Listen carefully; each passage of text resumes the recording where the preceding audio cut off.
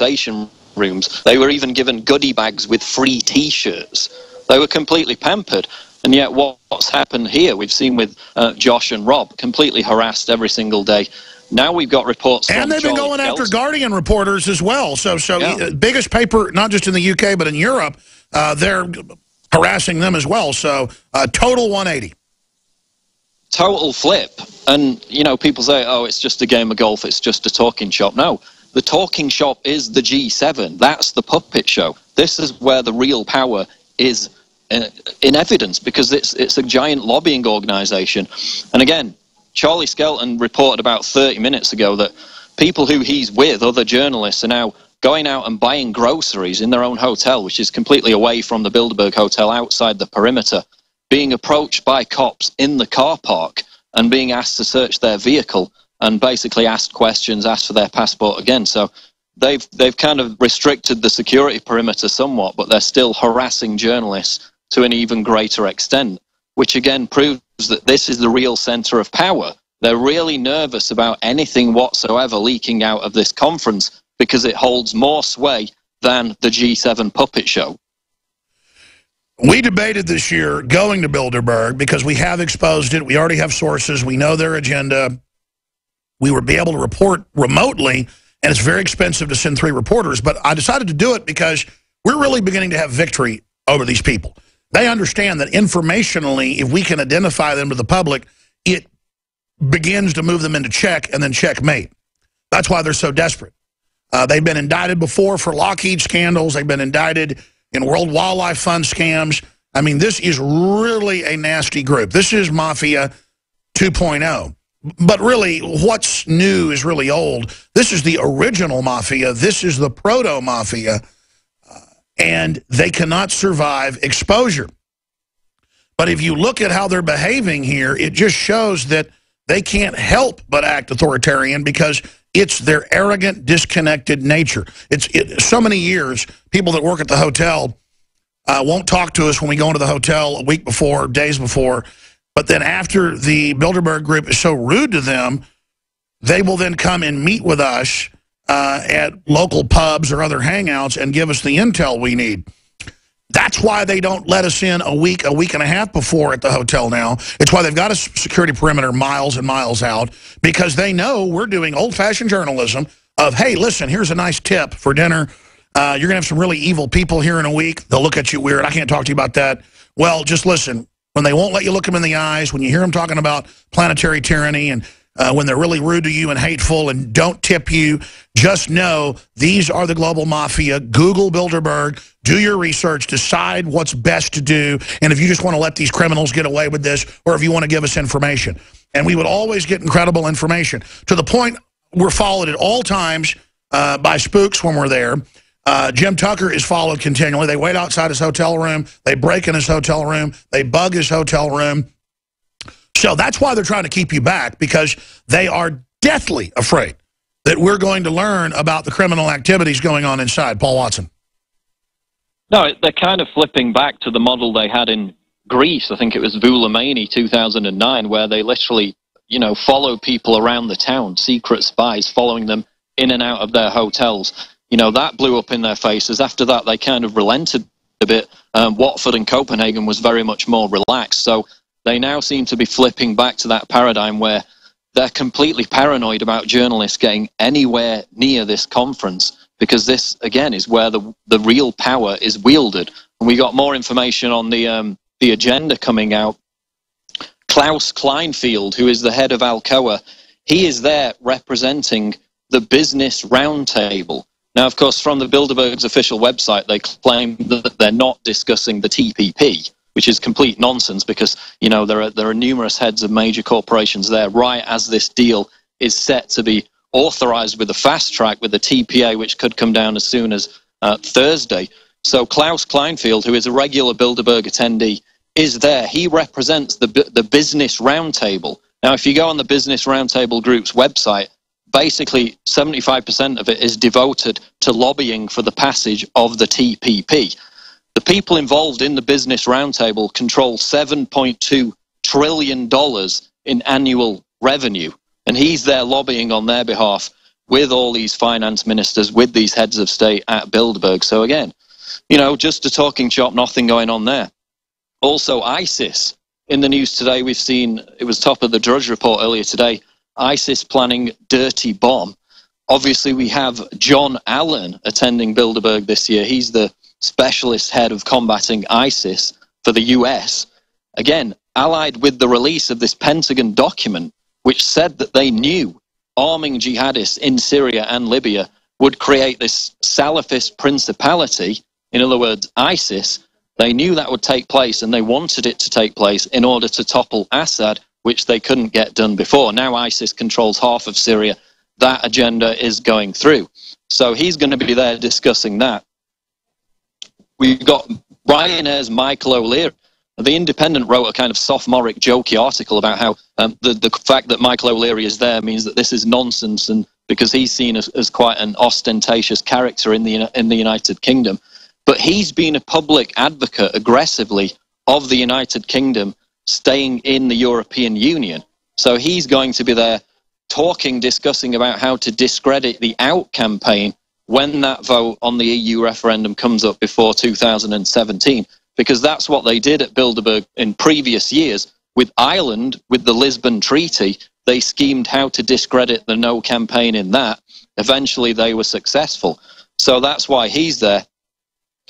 Other takes on this, I mean, the media response has been generally much improved this year. I remember back in 2013 in Watford, the BBC reporter, the blonde woman who interviewed you, was standing literally 500 yards from where they were meeting, and she said it was, quote, a conspiracy theory. She said, isn't this just a big conspiracy theory? Today, the BBC released a very fair article basically admitting that this group does have power, a raft of different influential people there. And generally so far, the media coverage has given Bilderberg the credence and the importance it deserves in comparison to previous years. It's a real G7 meeting, not a public PR deception meeting where they hand out goodie bags, as you were saying.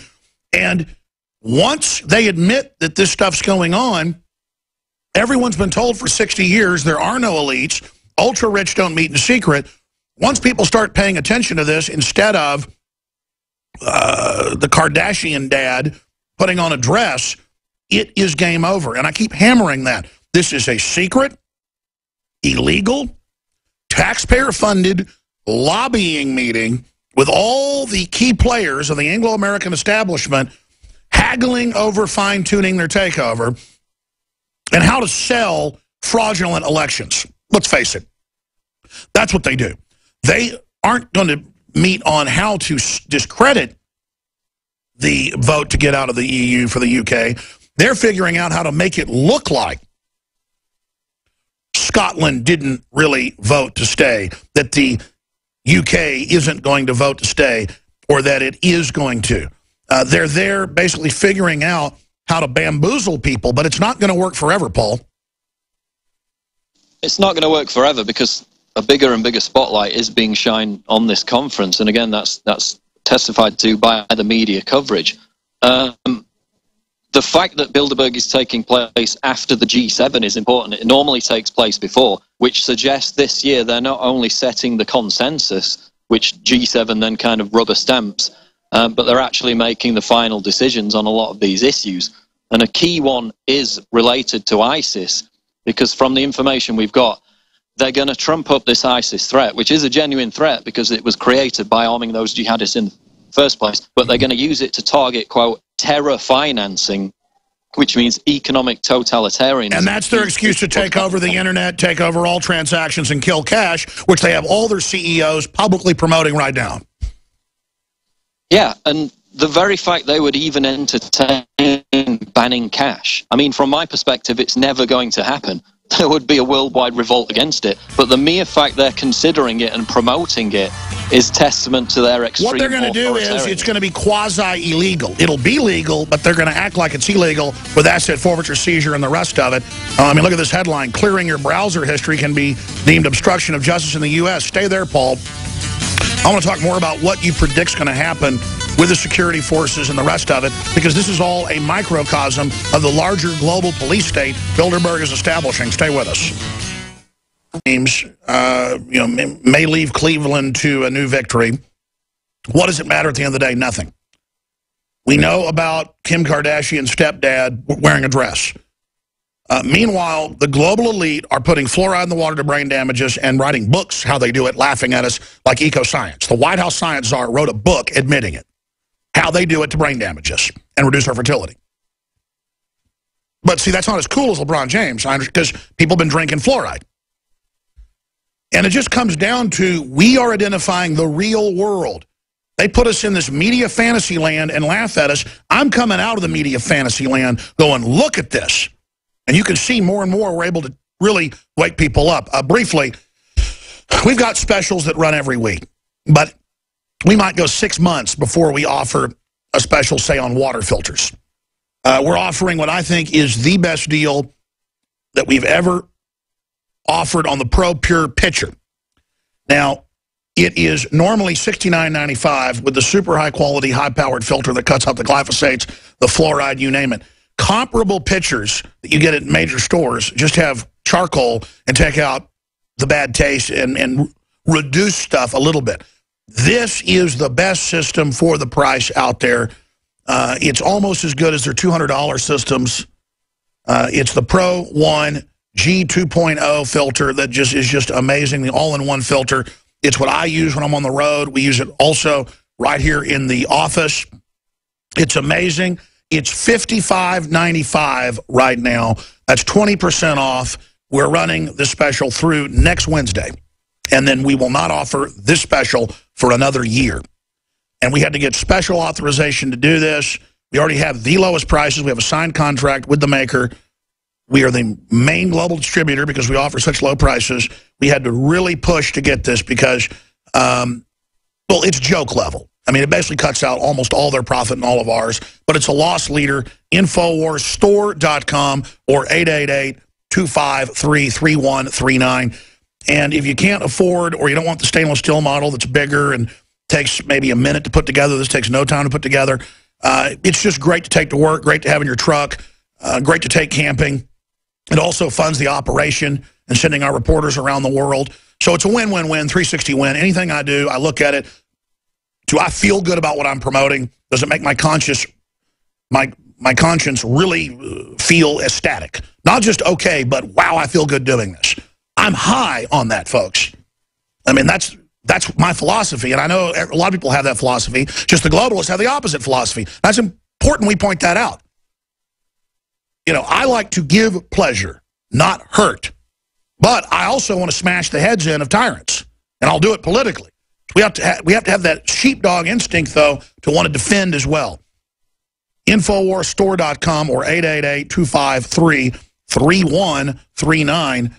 Simply the best water filtration system, the entire family, biggest discounts ever, Infowarsstore.com. Now, we're going to go to break in about a minute and a half. I want to come back to Watson. What are you going to cover in the next segment? What else have you not gotten to? And what are you expecting to happen this year? And what do you think the flavor of this year is? I agree they're rebranding tyranny, the next step of their takeover. But what else crystallizes 2015? As you said, Alex, it's all about rebranding authoritarianism. That's why they're coming in with these capital controls on cash. Again, while HSBC just got caught $43 million fine laundering money for drug lords. Again, 2012, $1.9 billion fine for the same thing.